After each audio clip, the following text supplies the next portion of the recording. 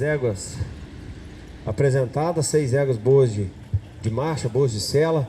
Então a gente tem que buscar realmente o complemento, detalhar bastante esses animais, onde sem dúvida, apartando aí as 2 éguas da cabeceira, as 2 éguas mais completas, 2 éguas que realmente tem diagrama bom, as de trás também tem bom diagrama, mas essas 2 ainda mais apuradas e também mais corrigidas no movimento, na montada. Aí o grupo ali intermediário, a terceira e a quarta, boas éguas também de sela, a quarta já descoordenando um pouquinho mais anterior posterior comparado com a terceira, e a quinta e a sexta perdendo um pouquinho mais ainda na distribuição de apoios e na montada, em especial a égua de trás. A égua da quinta colocação, portanto, leva vantagem no seu gesto, na parte do diagrama um pouquinho mais lapidado e também do trem posterior mais engajado, a perna dela mais sob a massa, o que traz a ela aí uma coordenação de movimentos melhor.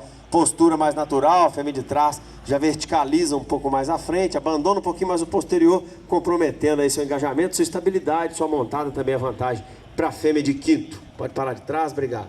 A quarta com a quinta, em que pese perca um pouquinho na coordenação do movimento, a quarta égua poderia ter um sincronismo maior de anterior com posterior, isso a gente nota na fêmea de trás uma vantagem, porém a dissociação da fêmea da frente é melhor, ela é mais marchada do que a fêmea de trás. Outro aspecto de vantagem é o grau de reunião, ela tem elevação de base de pescoço melhor, ainda um pouquinho mais de engajamento, então perde um pouquinho nos anteriores, poderia ter a mão mais correta, mas sendo mais marchada, sendo ainda mais macia, sendo mais oblíqua, mais estilosa, eu faço opção por ela. Pode parar de trás.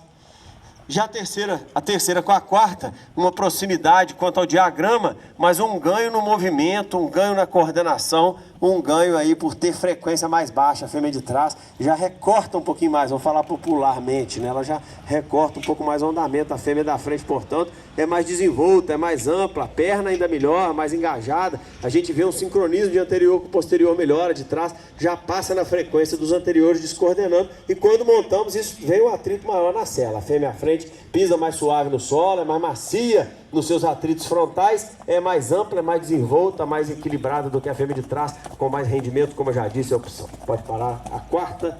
Obrigado. As 2 fêmeas aí de segunda e terceira colocações, faço opção pela baia, ainda na progressão linear, na flexão e extensão dos seus membros. Ela está sem dúvida ainda mais discreta, mais avante, está sem dúvida ainda com a qualidade da dissociação na marcha reunida superior à sua opositora. Então as 2 de cima agradam bastante, mas quando encurtamos, e muito importante, as transições de passo para a marcha, isso aí já diz muita coisa para a gente. Então quando a gente faz a transição do passo para a marcha, a égua baia sai mais suave, acelera na marcha sem dá um, que a gente fala assim, passar num quebra-mola, né? A fêmea de trás ainda dá um pulinho para sair na marcha. A fêmea de segundo sai com essas transições melhores, mostrando, portanto, que ela está com o diagrama ainda mais apurado. Lembrando que a gente sempre fala isso, a marcha é um passo acelerado, né? Então, se o passo é um andamento que tem um contato permanente com o solo, quando a gente acelera a velocidade, esperamos apenas que esse animal aumente a velocidade, diminua os tempos de apoio, né? Logicamente pela velocidade maior, mas preserve um passo dissociado. Então a fêmea de segundo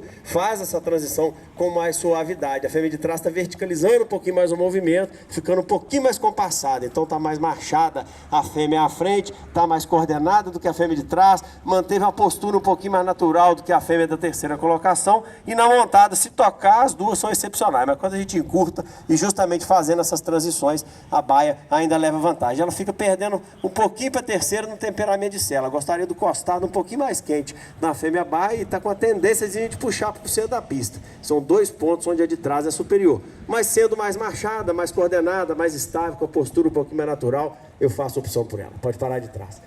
E a primeira e segunda, como eu falei, as 2 éguas mais marchadas, mais dissociadas, que tem muita proximidade nesse diagrama de marcha. Aí uma vantagem para a fêmea à frente no engajamento da perna, na estabilidade do trem posterior, a mão um pouquinho mais semicircular e principalmente a estabilidade do corpo e as transições e ainda, sem dúvida, um alinhamento. Então a gente põe a perna, as 2 pernas do cavalo, a gente espera que ele vá à frente. A égua baia ainda procura um pouquinho o cavaleiro, tendendo a puxar um pouquinho mais para o centro da pista.